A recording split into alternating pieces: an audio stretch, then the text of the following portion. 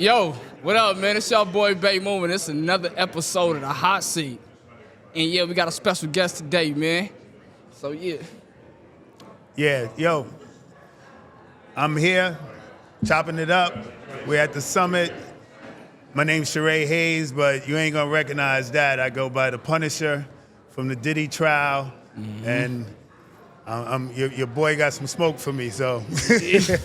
yeah, man. Everybody know you, man, is the Punisher, man, and everybody want to know, man. I want to know, like, man, what was that experience like, man? What was going on, man? You can take us into that.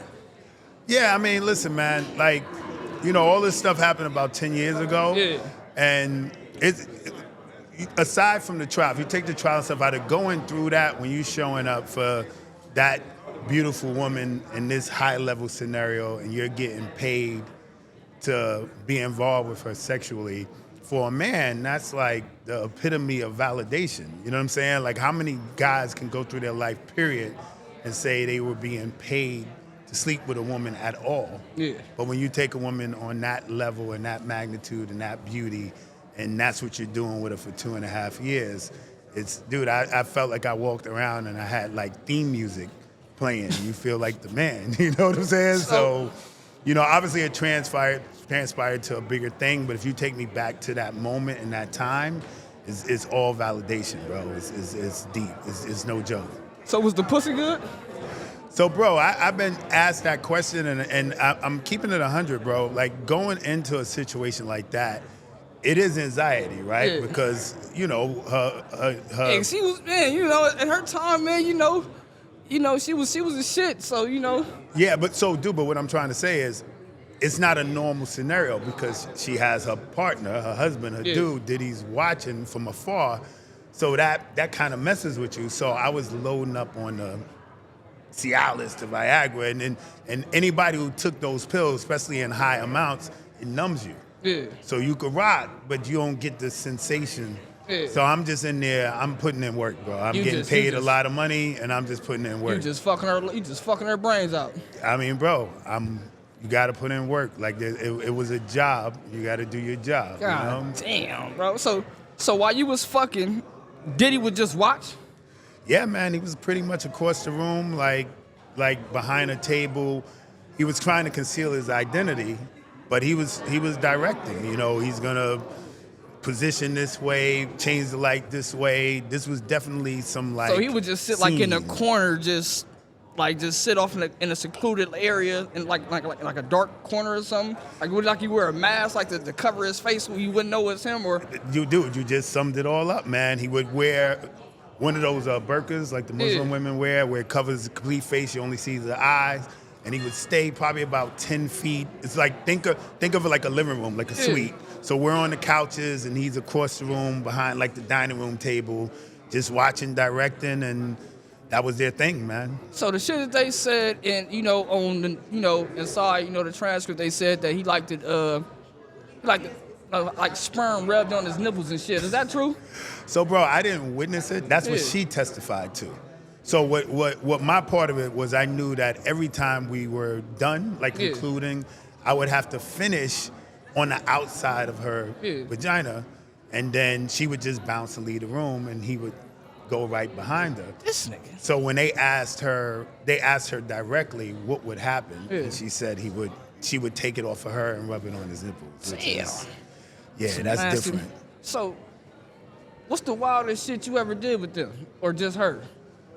I mean, dude, the crazy thing is the situation as it's described, if you see that wild, that's what you'll say, but the actual sex stuff was vanilla. It was regular. Yeah, it was just regular, I can't say nothing crazy. I know some of the other guys, they said they were peeing on her and doing like tag team competitions of who for hours, but I have to say, my shit was mild. Like mild, regular vanilla. It's just the optic is crazy because of the veil, the burqa, and all of that stuff. But I can't say it was extra wild other than regular sex stuff. So I know you got a book out, man. What's you can tell us about your book that's coming out? Oh, yo, bro, absolutely, man. So my book is called In Search of Freezer Meat, right?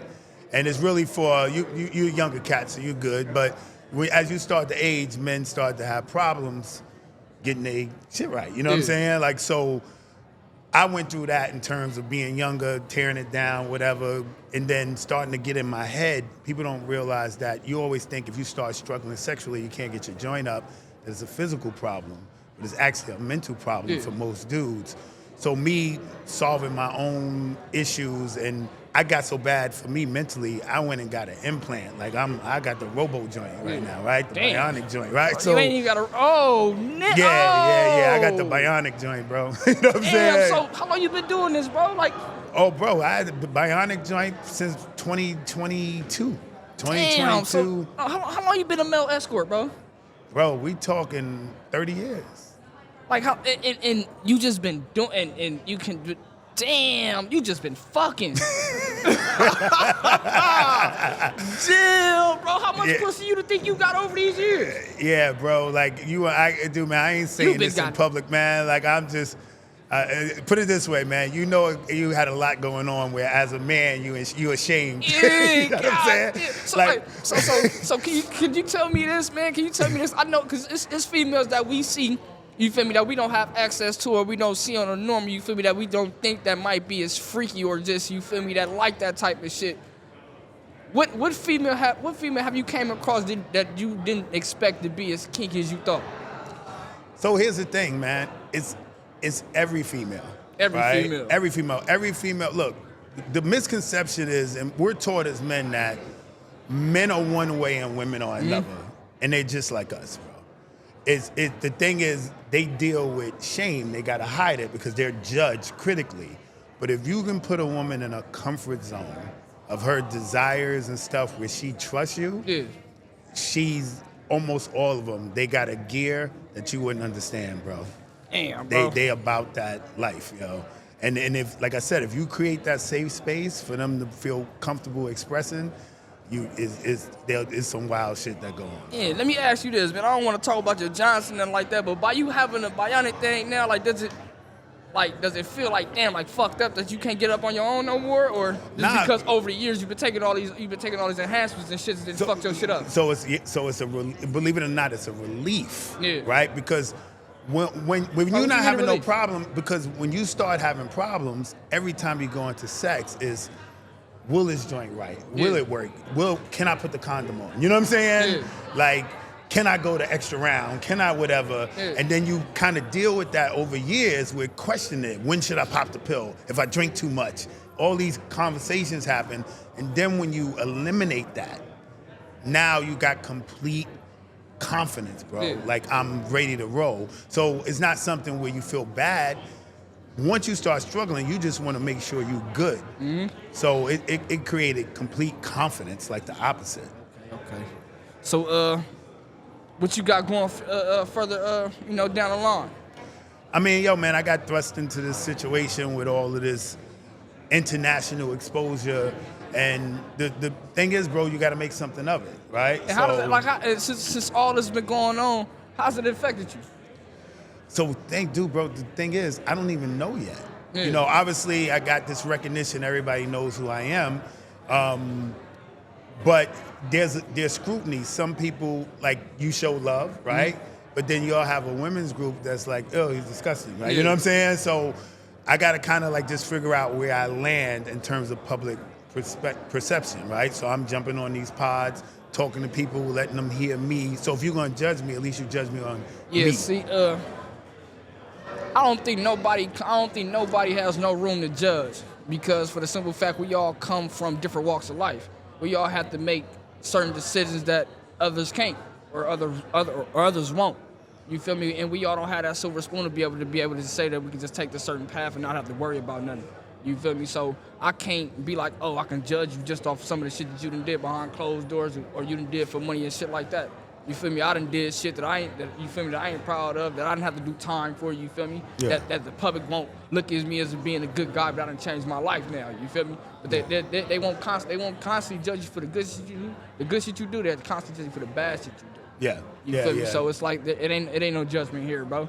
Yeah, dude, that's why I'm sitting here, man. I can tell anybody who's here putting themselves in the spotlight, just, you can't do this unless you're authentic. Yeah. And with authenticity, you put yourself out for judgment. Yeah. So this is what it is, bro. But when you're true to you, none of that matters. And look, let's face it, right?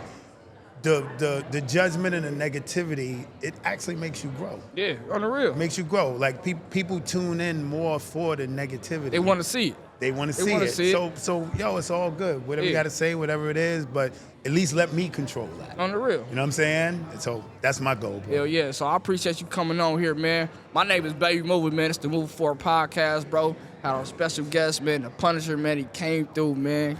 Chop good game with us. And we appreciate it. We appreciate him for coming through, man. No doubt, brother. Appreciate you. Yes, sir. Need y'all to like, share, subscribe, man. We out.